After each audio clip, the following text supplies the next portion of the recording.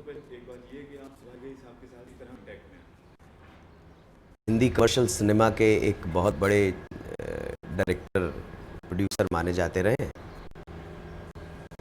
आज से तकरीबन 20 साल पहले की बात है। इनके बारे में कुछ बताइए, क्या रोल में ऐसी कौन सी चीज़ थी जो आपको पसंद आई और आपने स्टार्ट की? नहीं नहीं नहीं, पसंद आने की वजह से रोल नहीं किया है, किचन चलाने की वजह से वो ज़माना और था।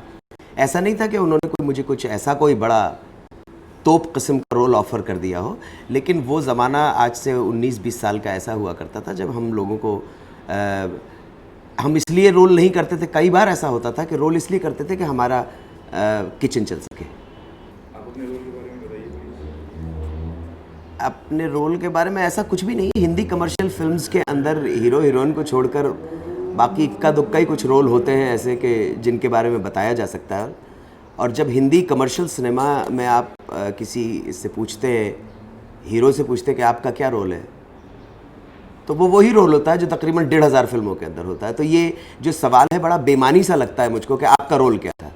उसमें टीचर का रोल में चश्मा पहना देते हैं, और तो वो उसको कैरेक्टर की डेप्थ या हिंदी कमर्शियल सिनेमा के अंदर अगर की जानी चाहिए उस तरह से तो नहीं होती। तो कमर्शियल सिनेमा में ये पूछना कि क्या रोल था, ये मुझे बड़ा बेमानी सा सवाल लगता है। एक रोल था उसके अंदर जो अमरीश पुरी साहब जो मेन एंटेगनिस्ट हैं, उनका साले का रोल था, बस दैट्स इट। उसमें क्या था मुझे पता नहीं है। अच्छा सर, ये एज एन एक्टर ज़रूर एंट्री देते थे वो। जैसे मैंने ऐसा सुना है एल्बर्ट हिचकॉक अपनी फिल्म के अंदर ज़रूर अपना एक एक एक एंट्री मार के जाते थे। उसी तरह से सुभाष घई साहब ने अपनी फिल्म के अंदर एक एज एन एक्टर ज़रूर शॉट देते थे वो। तो इतना ही कहूँगा कि मैं जितना उनको जानता हूँ, दिलीप कुमार साहब के एक प्रोग्राम में मैंने उनको इंटरव्यू भी किया, और वो उनसे बात करने के बाद मुझे ऐसा लगा कि वो थोड़े से कि आई एम श्योर उन्हें इस बात का पता। इस फिल्म के बारे में सिर्फ इतना ही कह सकता हूँ। वो उनसे बात करने के बाद लगा कि वो एक प्रबुद्ध आदमी है, सोच समझ है उनका लाइफ के बारे में। कमर्शियल हिंदी फिल्म के अलावा भी उन्होंने कुछ पढ़ा है, ऐसा मुझे आभास हुआ उस इंटरव्यू के दौरान। अच्छा सर, सुभाष घई साहब के बारे में कहा जाता है कि उनकी सेट जो होती है, सेट्स नहीं होते, एक मेला होता है। बहुत लोग उसमें होते हैं, चाहे किसी का सीन है उसमें या नहीं है, लेकिन वहाँ पे उस आर्टिस्ट को रहना पड़ता है। तो एक बड़ा मज़ेदार सा वो सेट रहता है। सबने जिससे भी मेरी बात हुई सबने बताया कि बहुत अच्छा, बहुत मज़ा आता है उनके सेट पे जाके। तो आपका क्या एक्सपीरियंस रहा था बहुत जब अच्छा उनके साथ एक्सपीरियंस, फिल्म में? बहुत अच्छा एक्सपीरियंस रहा। वो बड़े मज़ेदार आदमी हैं, और लोगों को, अपने एक्टर्स को एंटरटेन करते हैं, अच्छा खाना खिलाते हैं। आई स्टिल रिमेंबर 87 या 88 जून में ऊटी के शेड्यूल में एक शाम को होने के बाद एक प्रॉपर हम लोगों की परफॉर्मेंस, वो खुद गाते थे, पियानो बजाते थे। तो इस मामले में बड़े बहुत ही रुचिकर आदमी है, बहुत ही जिंदा दिल आदमी है, इसमें कोई शक नहीं है। एक मिनट कर लेना सर, ये जो आपने पियानो वाली बात की है, इसे अगर आप थोड़ा सा और खोल के बता सकें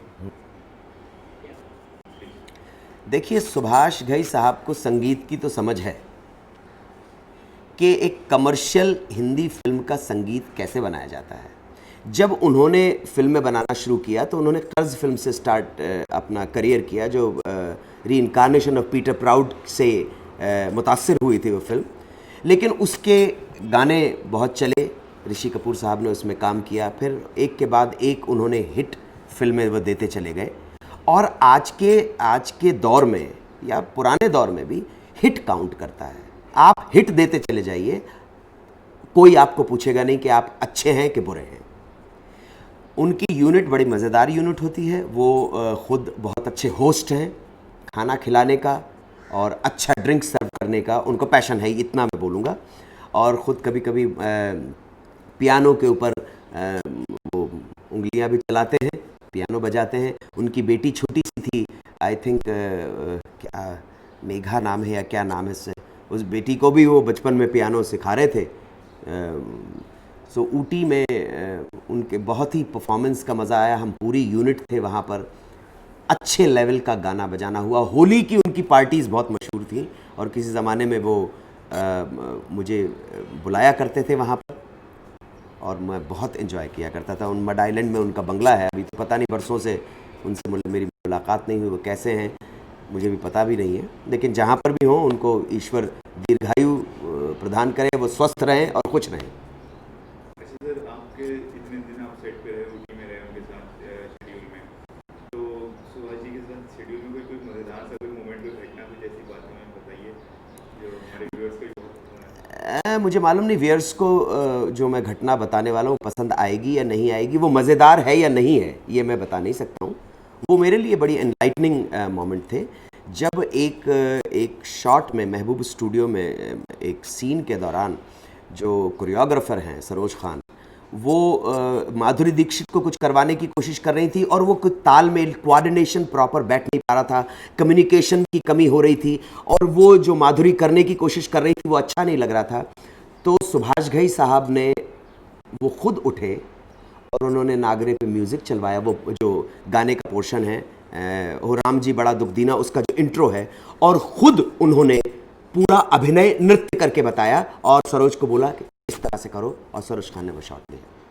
मानता हूँ उन्होंने सोहन लाल जी मास्टर और बड़े बड़े लोगों के साथ काम किया है जो इंडस्ट्री में, जिन्होंने टेक्स्ट मतलब सिखाया है। इब्तदाई दौर के जो मास्टर्स हैं हमारे कोरियोग्राफर, उनकी शागिर्द है और वो खुद बहुत बड़ी, तो उनको भी कन्विंस थी कि सुभाष घई साहब ने जो अभिनय और नृत्य और जो मूवमेंट डांस का करके बताया वो बिल्कुल सही था, और वही शॉट है फिल्म के अंदर। That was very very nice.